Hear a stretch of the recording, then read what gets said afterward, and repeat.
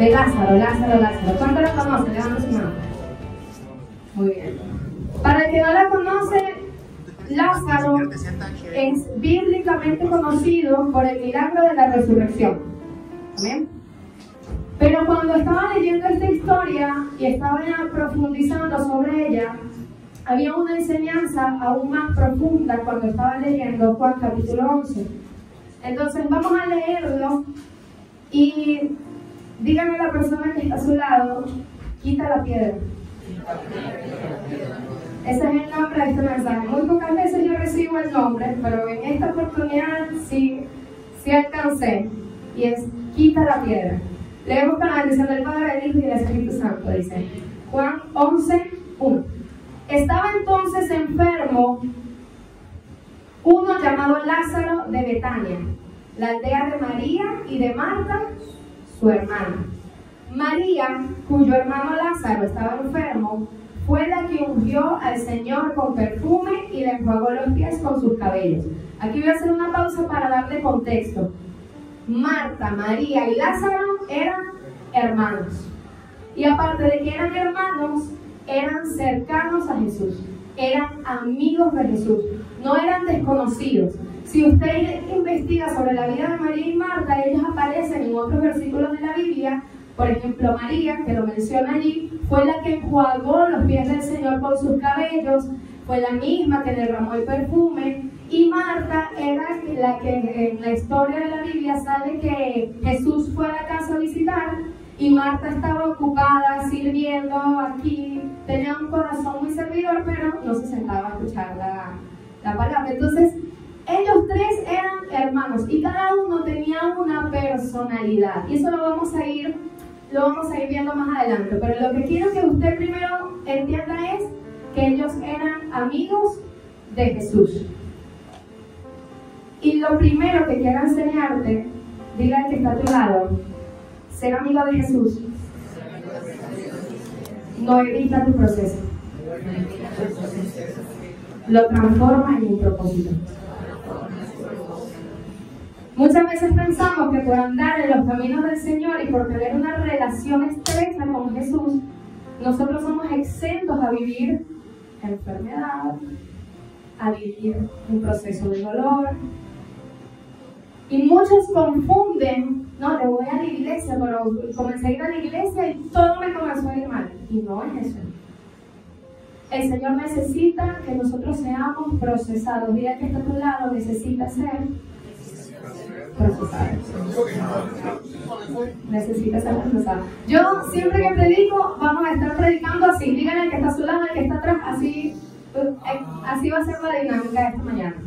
Entonces, punto número 1, ser amigo de Jesús no evita tu proceso, lo transforma en propósito. El versículo 3 de Juan dice, enviaron pues las hermanas para decir a Jesús, Señor, he aquí el que amas está enfermo. El que amas, o sea que Lázaro era amado por Jesús, no era cualquier persona, era amado por Jesús. Y vamos a ir a 1 de Pedro, capítulo 1, versículo 3, y dice, 1 de Pedro, capítulo 1, versículo 3, bendito el Dios y Padre de nuestro Señor Jesucristo, que según su gran misericordia nos hizo renacer para una esperanza viva por la resurrección de Jesucristo de los muertos, para una herencia incorruptible, incontaminada e inmarcesible, reservada en los cielos para vosotros, que sois guardados, diga conmigo, guardados por el poder de Dios mediante la fe para alcanzar la salvación que está preparada para ser manifestada en el tiempo postrero, en lo cual vosotros os alegráis. Y diga conmigo, aunque ahora, por un poco de tiempo, si es necesario, diga, si es necesario, tengáis que ser afligidos en diversas pruebas. Van a haber momentos en que es necesario que tú vivas una prueba. Es necesario. Aunque ahora por un poco de tiempo, si es necesario, si hay una parte de tu vida que aún no ha sido madurada y transformada por Jesús, esa área de tu vida va a ser procesada. Porque es necesario. Tengáis que ser afligidos en diversas pruebas, versículo 7, para que sometida a prueba vuestra fe, mucho más preciosa que el oro, el cual, aunque perecedero, ¿se prueba con qué? Con fuego, y sea hallada en él alabanza, gloria y honra cuando sea manifestado Jesucristo. El Señor puede procesarte y hacerte pasar por fuego. Yo no sé si ya tú lo has vivido antes, lo estás viviendo ahora, o incluso estás por vivirlo a futuro. Pero vamos a ser procesados como el oro. Vamos a ser pasados por el fuego. Y aquí viene el segundo punto que el Señor puso en mi corazón. Y es que el Señor transforma la crisis en el escenario perfecto para mostrar su poder. Dile al que está a tu lado: Jesús va a usar tu prueba para mostrar su poder. Leemos, volvemos a Juan. Versículo 4. ¿Qué fue lo que dijimos ahorita? Jesús transforma la crisis en el escenario perfecto para mostrar su poder. Y en el versículo 4 de Juan dice: oyéndolo Jesús dijo: esta enfermedad no es para muerte, sino para la gloria de Dios, para que el Hijo de Dios sea glorificado por ella. Ya Jesús sabía que esta enfermedad que estaba sufriendo Lázaro no iba a ser una enfermedad de muerte. Lo que quiere decir que Jesús ya tenía planificado, ya tenía elaborado dentro de su voluntad perfecta lo que iba a suceder con Lázaro. Que quizás María y Marta no lo esperaban porque eran amigos de Jesús y decían: no, Jesús lo puede sanar. Jesús lo sana, por una palabra de Jesús ya Lázaro se sana. Pero Jesús era necesario que María, Marta y Lázaro pasaran por esta prueba de fuego. Pero ya Jesús sabía que no era para muerte. Tu proceso no es para que tú sufras. El proceso el Señor no te lo da como un castigo. El proceso el Señor te lo da para que el poder de Dios y la gloria de Dios sea manifestada a través de ti. Para que la gloria sea de Él y no de nosotros. Y yo, hermanos, puedo tener testimonios sobre esto, pero antes de contarle, el versículo 5 dice: y amaba Jesús a Marta, a su hermana y a Lázaro. Y cuando oyó pues que estaba enfermo, se quedó 2 días más en el lugar en el que estaba. Marta y María estaban desesperadas. Mi hermano está enfermo. Van y le dicen, Jesús lo escucha, y Marta y María probablemente estaban esperando que Jesús fuera corriendo. Ya. Pero Jesús muy tranquilamente: no, eso no es para muerte. 2 días más. Incluso cuando yo pues que estaba enfermo, se quedó 2 días más en el lugar donde estaba. Y versículo 7: luego después de esto, dijo a los discípulos: vamos a Judea otra vez. O sea, incluso se toma 2 días y luego se va a Judea a seguir su camino predicando y a seguir caminando. Dile al que está a tu lado: Jesús no se mueve por una urgencia tuya, humana. Jesús se mueve por el tiempo de Dios. Vamos a abrir Eclesiastés 3:1. Eclesiastés. Y dice la palabra: todo tiene su tiempo, y todo lo que se quiere debajo del cielo tiene su hora. Tiempo de nacer y tiempo de morir. Tiempo de plantar y tiempo de arrancar lo plantado. Tiempo de matar y tiempo de curar. Tiempo de destruir y tiempo de edificar. Tiempo de llorar y tiempo de reír. tiempo de endechar y tiempo de balar, tiempo de esparcir piedras y tiempo de juntar piedras, tiempo de abrazar, tiempo de abstenerse de abrazar, tiempos de buscar y tiempos de perder, tiempos de guardar y tiempo de desechar, tiempo de romper y tiempo de coser, tiempo de callar, tiempo de hablar, tiempo de amar, tiempo de aborrecer, tiempo de guerra y tiempo de paz. ¿Qué aprovecho tiene el que trabaja de aquello del que se afana? Yo he visto el trabajo que Dios ha dado a los hijos de los hombres para que se ocupen en él. Versículo 11. Todo lo hizo hermoso en su tiempo. Todo lo hizo hermoso en su tiempo. Muchas veces nosotros estamos esperando que el Señor nos dé la respuesta ya. Señor, yo quiero mi respuesta ya. Yo quiero que tú hagas ese milagro ya. Yo quiero que conseguir el trabajo ya.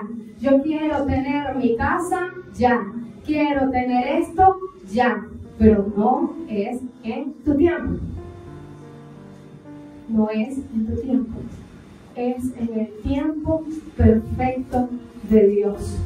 Y esto que tú estás viviendo ahora, si ahora mismo estás atravesando un proceso que no entiendes, porque muchas veces no lo entendemos, y yo se lo puedo decir desde la experiencia, porque el Señor a nosotros nos ha procesado, y en el momento no entendíamos por qué, si yo toda la vida había sido cristiana, porque el Señor permitía que yo estuviese viviendo aflicción y necesidad. Pero era porque Él necesitaba que yo aprendiera a depender total y absolutamente de Él. En lugar de enfocar tu energía en qué difícil es mi proceso, enfoca todo tu ser en orar para que el Señor te revele qué es lo que tú necesitas aprender. La única manera de nosotros poder entender la voluntad buena, perfecta y agradable de Dios es orando. Si yo no oro, yo no puedo entender ese plan perfecto. Dios no te va a revelar algo que tú no entiendes. Dios habla en un idioma espiritual y Él se comunica a través del Espíritu. Y el Espíritu se alimenta a través del oír la palabra de Dios. Si yo no tengo tiempo de comunión con el Espíritu Santo y yo no oro y yo no busco de Él, y ese Espíritu, hermano, no va a entender lo que me va a decir el Señor. Usted tiene que buscar.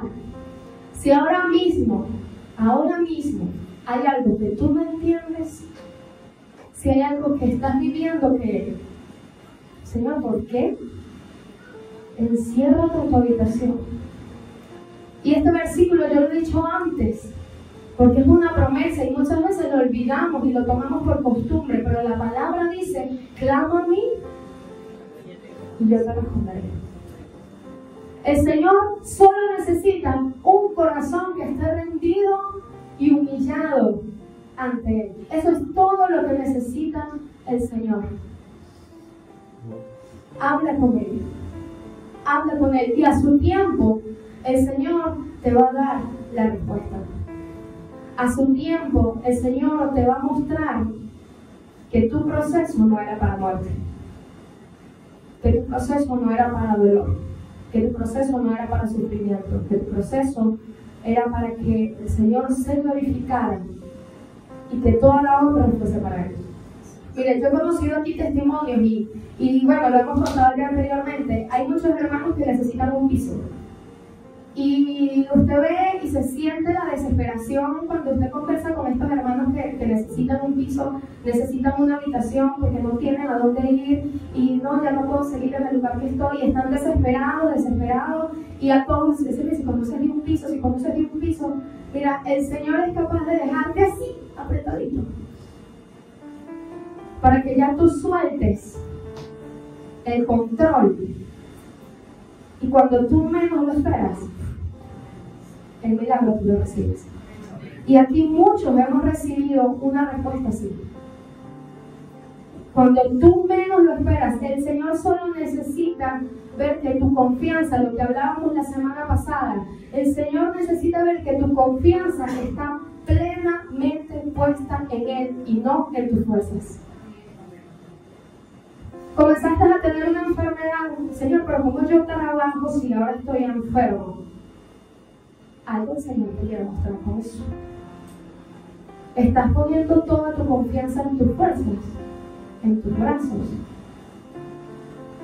El Señor tiene el control de todo. Amén.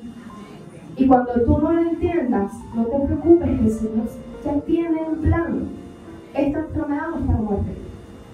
Hay un propósito. Dile que está a tu lado, tu proceso tiene propósito. Tiene propósito. Amén. Así que vamos a ir al 2 de Corintios 12:9.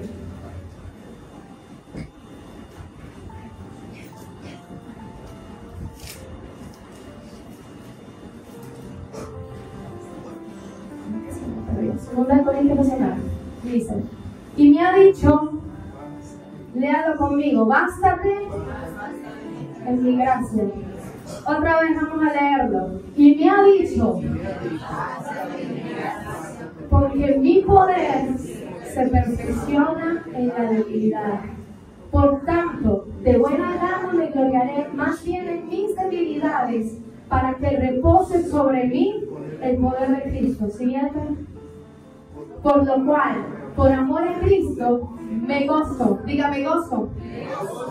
En las debilidades, en afrentas, en necesidades, en persecuciones, en angustias. Porque cuando soy débil, entonces soy fuerte. El mayor momento de debilidad que tú puedes sentir es cuando estás atravesando una prueba.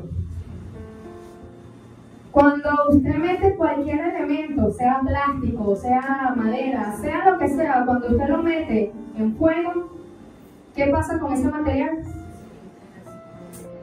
Se debilita, se derrite, se desaparece, se consume. Y al principio el versículo decía que nosotros podremos ser pasados por el fuego. Y el fuego va a hacer que tú te debilites. Pero la palabra del Señor me dice, bástate en mi gracia, porque yo me perfecciono en tu debilidad. Qué hermoso versículo, porque cuando soy débil, entonces soy fuerte. Digan que está a su lado, el gozo del Señor es mi fortaleza. Digan que está a su adelante, muévale y dígale, el gozo del Señor es tu fortaleza. Haz ese ejercicio porque no se lo hagan. El gozo del Señor es nuestra fortaleza. Esta leve tribulación pasajera, esta leve tribulación produce gozo dentro de ti. Y el gozo no es lo mismo que la alegría. La alegría es un sentimiento, pero el gozo proviene del Señor. El gozo proviene del Espíritu. Es un fruto del Espíritu. Cuando te sientas débil, cuando te sientas sin fuerza, cuando sientas que ya no puedes más, tú te aferras y dices, el gozo del Señor es mi fortaleza. El gozo del Señor. No consigues trabajo y te queda €1 en el bolsillo. El gozo del Señor es mi fortaleza. Tienes un dolor y el gozo del Señor es mi fortaleza. Sea el proceso que estés viviendo, sea cual sea, aférrate a las promesas que están en la palabra, porque tú no estás viviendo este proceso solo. En esta prueba tú no estás solo. En esta prueba Jesús está contigo. Jesús está a tu lado. No estás solo. Volvemos a Juan. A Juan 11. Y quedamos entonces en el versículo 7. Luego, después de esto, digo los discípulos, vamos a Judea otra vez. Y aquí vamos a saltar porque, bueno, aquí ellos se fueron a pasear, fueron a predicar. Y vamos a llegar al versículo 11. Y dice, dicho esto, les dijo después, nuestro amigo Lázaro duerme, mas voy para despertarle. Dijeron entonces sus discípulos: Señor, si duerme, sanará. Pero Jesús decía esto de la muerte de Lázaro, y ellos pensaron que hablaba del reposar del sueño. Entonces Jesús les dijo claramente: Lázaro ha muerto, y me alegro por vosotros de no haber estado allí, para que creáis, mas vamos a él. Amén. Y de aquí nos vamos a ir, al versículo 18. No, al 17. Al 17. Entonces, dice la palabra: vino pues Jesús y halló que hacía, ¿cuántos días? 4 días. 4 días habían pasado desde que Marta y María fueron corriendo a decirle a Jesús: Lázaro está enfermo. Jesús, tranquilo, que esto no es para muerte, vámonos a Judea, caminaron, recorrieron. Sí, Lázaro está muerto. Luego él habló con sus discípulos: Lázaro está muerto, vamos a ir a despertarle. Sin alarma, sin preocupación, porque ya dentro del plan de Dios estaba todo escrito. Y luego vino pues Jesús y halló que hacía ya 4 días que Lázaro estaba en el sepulcro. Siguiente. Betania estaba cerca de Jerusalén, como a 15 estadios. Siguiente. Y muchos de los judíos habían venido a Marta y a María para consolarlas por su hermano. Entonces Marta, cuando oyó que Jesús venía, y salió a encontrarle, pero María se quedó en casa. Vamos a quedarnos en el 20. Entonces Marta, cuando oyó que Jesús venía, ¿qué hizo? Salió a encontrarle. Pero María, ¿qué hizo María? Se quedó en casa. Y aquí quiero mostrarte 2 tipos de fe, o 2 tipos de cristianos, que ninguna de las 2 está mal, pero quizás tú te puedes identificar más con una que con otra. Marta era una mujer más activa, diligente, que busca respuestas, que es así, que le gusta moverse. Ella no se va a quedar sentada esperando que le llegue el milagro. Marta vamos. Ella escuchó que Jesús ya había llegado y ella salió a encontrarlo de una vez. Pero María se quedó en casa. Versículo 21. Y Marta dijo a Jesús: Señor, si hubieses estado aquí, mi hermano no habría muerto. Esta frase de aquí quiero que la tenga en su mente para más adelante. Esta frase de aquí. Y Marta dijo a Jesús: Señor, si hubieses estado aquí, mi hermano no habría muerto. Mas también sé ahora que todo lo que pidas a Dios, Dios te lo dará. Entonces aquí hago otra observación de Marta. Marta tenía la convicción de que Jesús tenía el poder para hacer un milagro. Marta estaba convencida. Ella le expone: Señor, si hubieses estado aquí, mi hermano no habría muerto. Más también sé, es que me la imagino como una hermana así. Más también sé que el Señor. O sea, ¿sabes? Marta me recuerda a mi mamá. Marta me recuerda a mi mamá. Más también sé ahora que todo lo que pidas a Dios, Dios te lo dará. Y Jesús le dijo: tu hermano resucitará. Marta le dijo: yo sé. O sea, no fue una sorpresa lo que le estaba diciendo Jesús. Marta tenía convicción, diga convicción. Marta le dijo: yo sé que resucitará en la resurrección, en el día postrero.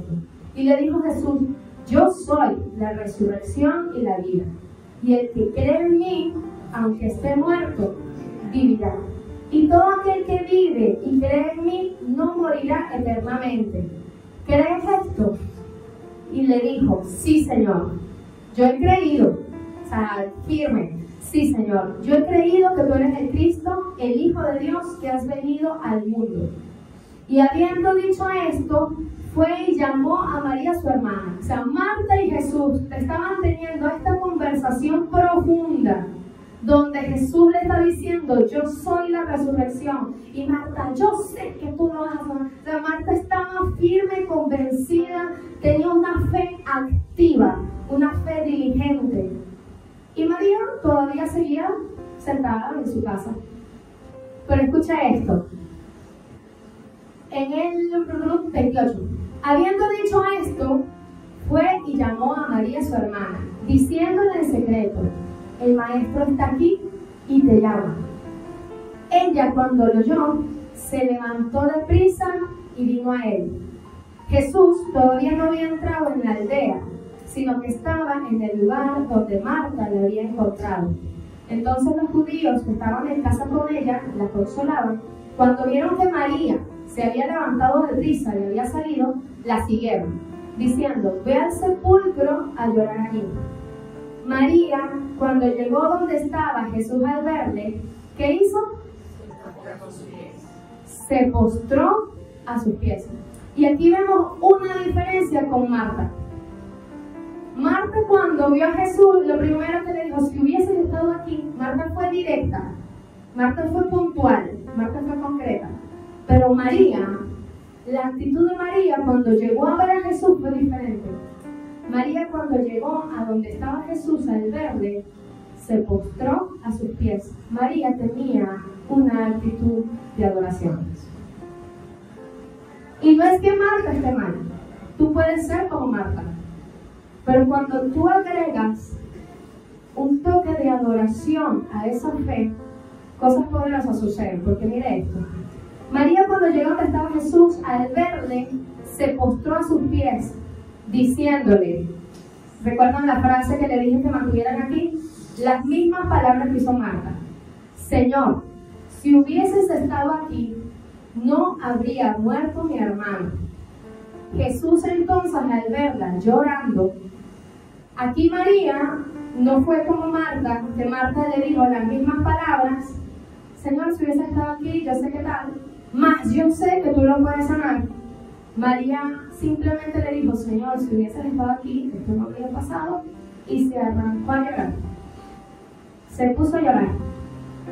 Jesús entonces, al verla llorando, vea esto, Jesús entonces, al verla llorando y a los judíos que la acompañaban también llorando, se estremeció el espíritu y se conmovió.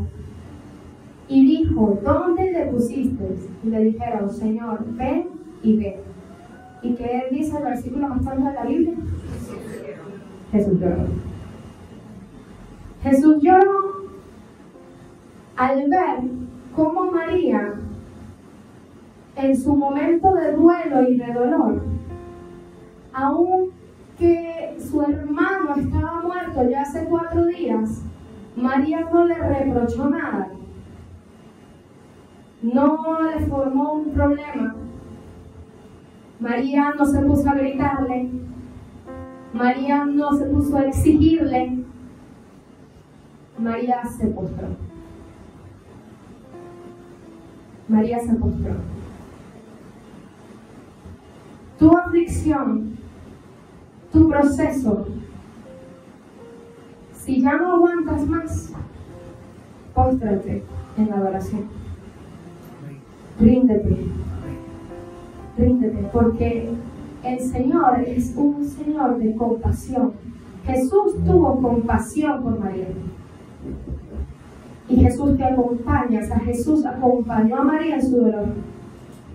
Lo que le decía hace unos minutos, Jesús no te deja solo.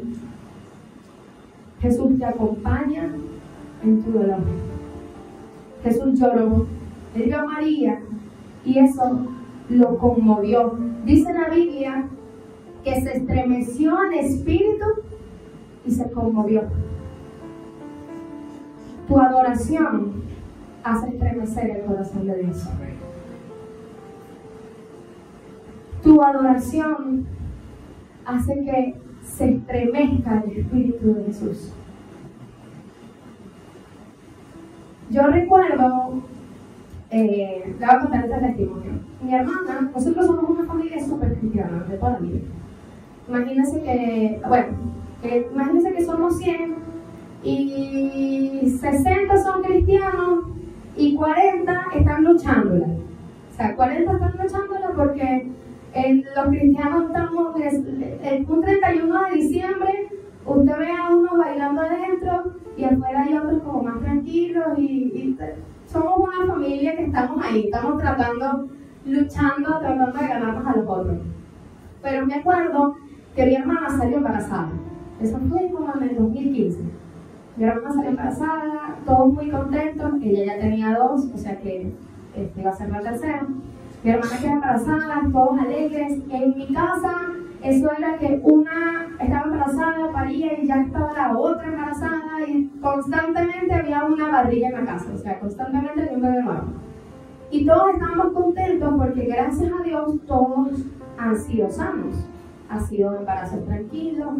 Bueno, mi hermana queda embarazada y en el 4.º mes, cuando va a su consulta, le dicen, bueno, que todo mal, que el bebé tenía como 3 síndromes, ya le habían hecho algunos estudios, que venían con síndrome no sé qué cosa. Ahorita ya ni recuerdo los nombres. El punto es que físicamente el bebé venía muy deformado. No tenía manos, no tenía nariz, a mi hermana le había dado chikungunya, entonces eso hizo que el bebé tuviese hidrocefalia. Todas los ecos del bebé eran malas noticias. Todo era mala noticia, mala noticia, mala noticia, mala noticia. Que el bebé venía deforme, que el bebé no crecía, que tenía las manitas y que no tenía rostro, que no tenía nariz, que no se le había desarrollado nada, que el corazón había crecido tanto que no tenía espacio para los pulmones. Y me acuerdo que todos comenzamos a orar. Comenzó una cadena de oración, bueno, son todos los viernes, eran toda la familia, hasta el que no era creyente, toda la familia orando. Y las primeras oraciones eran, Señor, nosotros creemos en tu milagro, nosotros creemos, Señor, en el milagro. Y llegaba el 5.º mes y malas noticias. Y llega el 5.º y era interrumpir el embarazo, porque no iba a prosperar. O sea, hay que interrumpir el embarazo, hay que interrumpir el embarazo. Pero el corazón del bebé seguía latiendo. Y nosotros decíamos, ¿quiénes somos nosotros para interrumpir un corazón que late? O sea, si está latiendo, es Dios quien le está dando ese latir. Y seguíamos orando, y pasaba el 6.º mes, el 7.º mes, pero cada vez que el embarazo avanzaba, las noticias eran más feas cada vez. O sea, no había un día que ella fuese al eco y dijera, mira, esto está mejor, no. Cada vez que le hacían el eco, era todo mal, todo mal. Y recuerdo que estábamos nosotros aferrados, orando y exigiéndole a Dios un milagro de sanidad. Señor, el milagro, el milagro, el milagro. Y nos reuníamos, el milagro, el milagro. Llega el 8.º, el 8.5 por allí, porque no llegó a terminar. 8.5 y nace la bebé. Las oraciones antes de que naciera la bebé ya fue, Señor, que sea tu voluntad. Que sea tu voluntad. Al principio nosotros lo que nos decía nuestra mente era un milagro de sanidad total. Nosotros decíamos, esa niña va a vivir, esa niña va a caminar, esa niña va a correr en esta casa, ven, y todo así. Pero ya lo último era, Señor, haz tu voluntad. Haz tu voluntad. Y a mí me encantaría que al final de esta historia fuese que la bebé nació y está ahorita con mi hermana en Venezuela. Pero la bebé nació y se fue con Dios. Pero aún en eso vimos el milagro. A mi hermana le habían dicho que la bebé era totalmente deforme, que los huesitos se habían entumecido tanto, que era una bolita que no tenía forma, que iban a ser sin vida, que ya iban a ser muertas, que no iba a respirar, que no iba a hacer nada, simplemente. De hecho, le hicieron como un acta de que no le hicieran RCP, que no le hicieran los primeros auxilios porque iba a ser pérdida de tiempo, o sea, que la bebé iba a ser deforme. Y mi hermana, en su mente dijo, bueno, mi hermana cuando estaba pariendo, ella cuenta que se estaba preparando, bueno, para verla, así. Resulta que la bebé nace, hermano, y hay una foto, que después si te la quieres se la enseño, donde la bebé está hermosa. Chiquita, pero nariz, manos, dedos, ojos, todo. Nació respirando, no tenía pulmones. Según lo que vimos, no había pulmones. El corazón había ocupado todo el espacio y los pulmones no se desarrollaron. Y mi hermana tuvo a la niña como 2 minutos con vida. Y ella cuenta que en esos 2 minutos ella se la entregó al Señor. En adoración, en cántico. Siento que Dios le dio ese tiempo con su hija. Y uno dirá, pero bueno, ¿cuál es el milagro aquí? Porque el milagro perfecto sería la vida. El milagro que para nosotros sería un testimonio poderoso sería que yo le dije a usted que esta niña ahorita tiene 7 años y está perfecta. Pero no, la niña está en el cielo. Dios necesitaba hacernos madurar a nosotros como familia, a mi hermana, y entender que no es en nuestra voluntad y no se hace lo que nosotros queremos. Es lo que Él quiere. Es la voluntad de Dios. Es la voluntad de Dios. Y en esa voluntad vimos el milagro. Lo vimos. Lo vimos. Quizás tú no has recibido la respuesta que quieres. Y el Señor te responde de una manera diferente.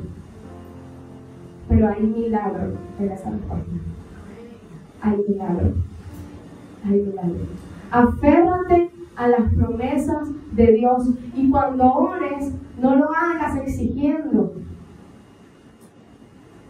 Ora que se haga tu voluntad, aquí en la tierra como en el cielo. Que se haga tu voluntad. Que se haga tu voluntad. No consigues trabajo, que se haga tu voluntad. No tengo dónde vivir, que se haga tu voluntad. Estoy ahogado en deudas, que se haga tu voluntad. El Señor va a abrir las puertas. Él abre, mire, el pueblo de Israel estaba huyendo de los carros del faraón. Y cuando estaba huyendo de los carros del faraón, lo que se encontró enfrente fue el mar. Para esta gente, ¿qué solución había? En su mente era o morir ahogados o morir por los carros del faraón. Pero en los planes de Dios había algo mucho más poderoso que ellos no se esperaban. Y es que Dios terminó abriendo el mar. ¿Quién se iba a imaginar que Dios iba a abrir el mar? Cuando tú creas que no hay nada, Dios puede abrir el mar para ti. Te sientes perseguido por los carros del faraón y sientes que adelante no hay nada porque crees que puedes morir ahogado. El Señor abre el mar para ti. Dile al que está a tu lado, el Señor está abriendo el mar para ti.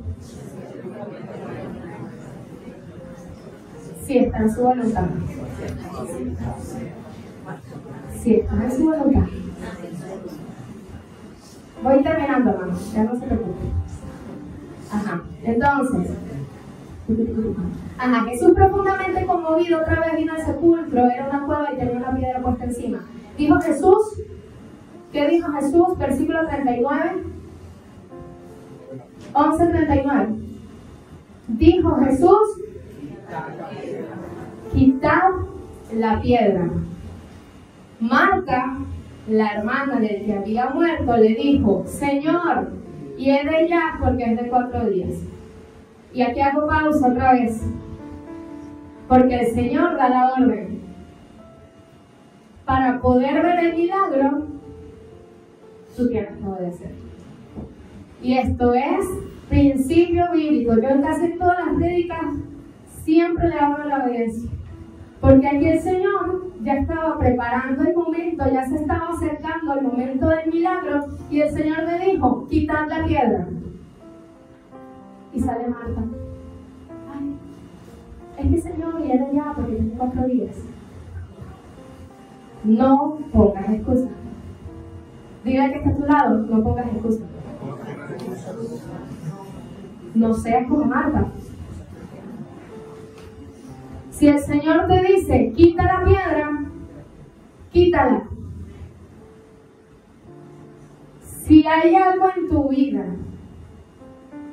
como viejo hombre, pecado oculto, lo que sea, hermano, eso es una piedra. Para tú ver el milagro, tienes que quitar la piedra. ¿Qué es una piedra para ti? ¿Qué se ha convertido en una piedra? ¿Qué es lo que no te permite ver el milagro? Identifícalo y quítalo. ¿Es tu carácter? No, Señor, sale como Marta. No, Señor, pero es que yo nací así, yo toda la vida he sido así, y yo sé que siendo así. Pero el Señor te dice, quita la piedra. Quita la piedra. En toda la primera parte le dije, Jesús está con nosotros, Jesús conoce el plan. En este proceso tú no estás solo, Jesús te está acompañando, pero Jesús también necesita que tú des un paso de fe, que tú obedezcas y que te atrevas a quitar la piedra. Porque dijo Jesús, quitar la piedra, Marta, la hermana de ella, Marta, dijo, Señor, y de ella porque es de 4 días. Versículo 40, Jesús le dijo, no te he dicho que si crees, verás la gloria de Dios. No te he dicho, me lo imagino ya Jesús como, bueno, pero entonces Marta, no te he dicho, ya no te lo he dicho antes, que si crees, verás la gloria de Dios. Dígale que está a su lado, no te han dicho que si crees, verás la gloria de Dios. Quita la piedra. Quita la piedra. Y luego en el 41, entonces quitaron la piedra de donde había sido puesto el muerto. Y Jesús, alzando los ojos a lo alto, dijo, Padre, gracias te doy por haberme oído. Yo sabía que siempre me oyes, pero lo dije por causa de la multitud que está alrededor, para que crean que tú me has enviado. Y habiendo dicho esto, clamó a gran voz, Lázaro, ven fuera. Y el que había muerto salió, atadas las manos y los pies con vendas y el rostro envuelto en un sudario. Jesús le dijo, desatadle y dejadle ir. Entonces muchos de los judíos que habían venido para acompañar a María vieron lo que hizo Jesús y creyeron en él. Detrás de cada piedra hay un milagro que te está esperando. Dile que está a tu lado, detrás de cada piedra hay un milagro. Hay un milagro. Quita la piedra. Que esta semana enciérrese, hermano, enciérrese en su habitación. Ora al Señor y dile, Señor, quita esta piedra. Primero ten la valentía de identificar qué es lo que te está entorpeciendo, qué no me permite avanzar, qué no me permite recibir el milagro, qué no me permite que yo pueda verlo, qué es. Y entonces cuando lo tengas identificado, quítala. Marta, esto hiere. No le pongas excusa al Señor. Quítala. Quítala. En este proceso, Dios se glorifica. Si tú lo crees, levanta tu mano. En tu proceso, Dios se glorifica.